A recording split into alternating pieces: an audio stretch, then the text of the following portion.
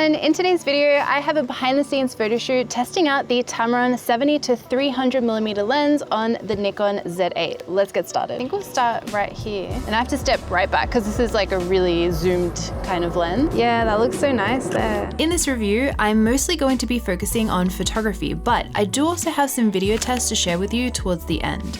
This Tamron 70-300mm is a Z-mount zoom lens and has an aperture of f4.5-6.3. There is also a version of this lens for Sony E-mount, so let me know if you want to see me using it on my Sony a7 IV as well.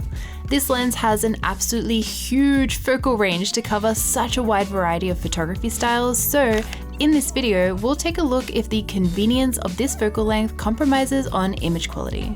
I have heaps of unedited, straight out of camera photos for you to look at today, so make sure you're watching in 4K to be able to see all the details. Alright, awesome.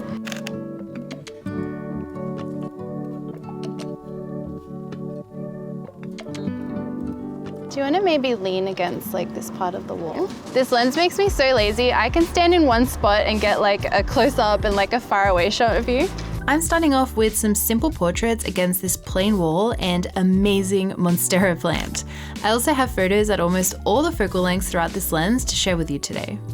I'm really pleased with how flattering this lens looks for portraits. Even though we have quite high apertures to work with, the rendering of skin looks nice and smooth. It's sharp enough to be able to see all the details without being overly sharp, and there's a really nice character to this lens. The colors straight out of camera look quite neutral to me too, making the photos a really easy base to work with when it comes to editing. I'm cropping this one around here. That's really nice. This lens was extremely easy to use on the day of our photo shoot. I was able to rely on human autofocus for the entirety of the portrait session, and it really kept up with everything we were doing, even when Amelia or I were moving around. Can we try one if you see it just here on the edge of the road? I love all the leaves, they're so cool. I always ask my subjects to move around freely while I'm doing a lens or camera test, as this can replicate lots of real life situations with portrait photography, whether you do weddings or fashion or use your camera for personal use like travel and family photos. I found autofocus accuracy was good. The majority of photos I captured were sharp on her eyes or face. As you can see in some of the example photos, it does miss focus occasionally. Sometimes to me it seems sharper on her neck or shirt rather than her face.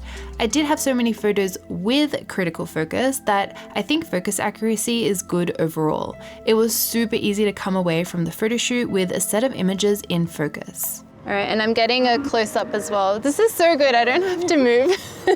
This 70-300 features external zoom and weighs 580 grams, which is pretty amazing considering the focal range this lens covers. There are not too many bells and whistles on this lens. It features a zoom ring and a focus ring, as well as a USB-C port on the lens for easy access to firmware updates without having to buy any extra docks. It has a 67mm filter thread, a minimum aperture of f22 to f32, and a minimum focus distance of 80 centimeters on the 70mm end and 1.5 meters on the 300mm end of the lens.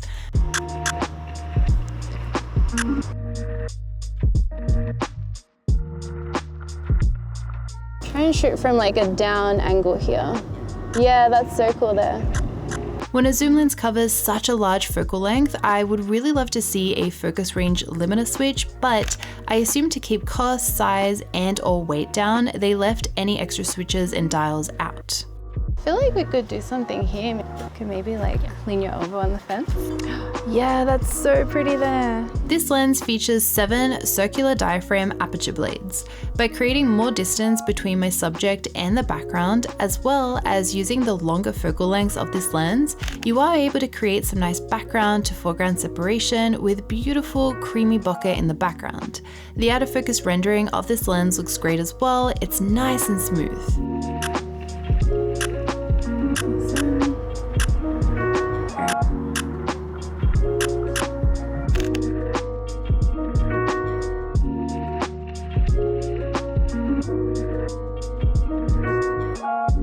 And then I really like what that looks like if you're just standing in the middle of that footpath. Yeah, because then you see like the whole street behind you. Yeah, that's nice. And I'm cropping just above your knees for this one. This lens has really good control over chromatic aberration from my experience shooting with it. In my well-exposed backlit photos I took on a different day, it is very difficult to find any CA.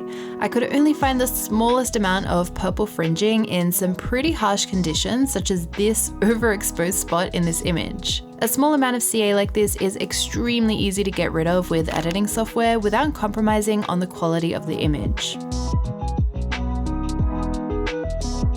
I feel like it'll look cool if you sit here as well. This lens also has beautiful control over lens flares. The lens flares I was able to find are soft and subtle, making them very easy to integrate into your photos without being too distracting. There is some ghosting when taking extreme backlit photos on the longest end of the lens, as you can see in these examples. Also, I'm probably going to be making lots of disclaimers like this over the summer. These lens flares might not be fully indicative of what the lens can produce, as I didn't have a clear blue sky to work with. There was a very thin layer of bushfire smoke that may be changing the way it looks.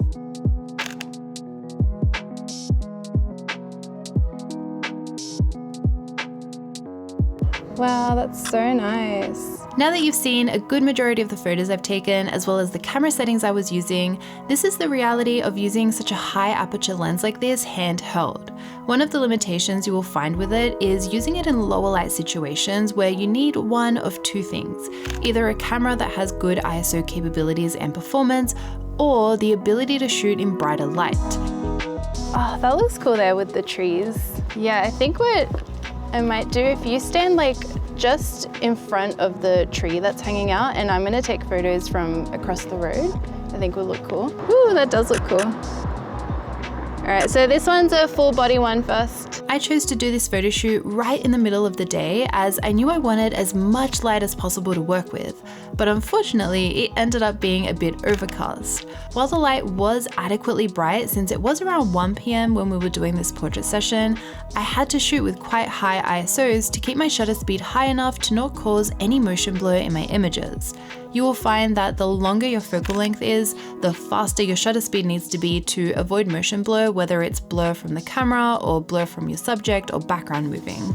Oh, actually this is a cool spot for a couple more pictures just with this little thingy here. Oh, that's cool too. If you want to learn more about this, I go into depth with lots of examples in my Why Your Photos Are Not Sharp video, which I'll leave linked in the description. This lens would be perfectly fine if you're planning on using it during the day for sports photography, wildlife, landscapes, and travel, for example.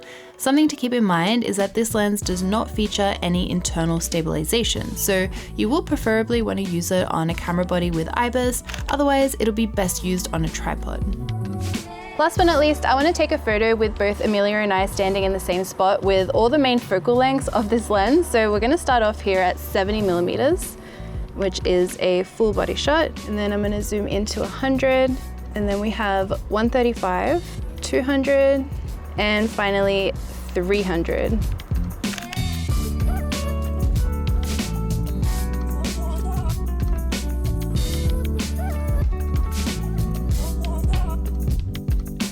Now let's take a look at video examples. Just like photo, I am completely relying on the lens and camera to take care of autofocus while I move around, so we can see the performance of this lens on the Nikon Z8. I am really impressed with the image quality of this lens for video. The footage is extremely sharp and clear, whether you're on the wide 70mm end or even the longest 300mm end. When I hide my face from the camera, it's quick at finding focus again, and it does a pretty decent job at keeping focus on me when I'm moving towards and away from the camera.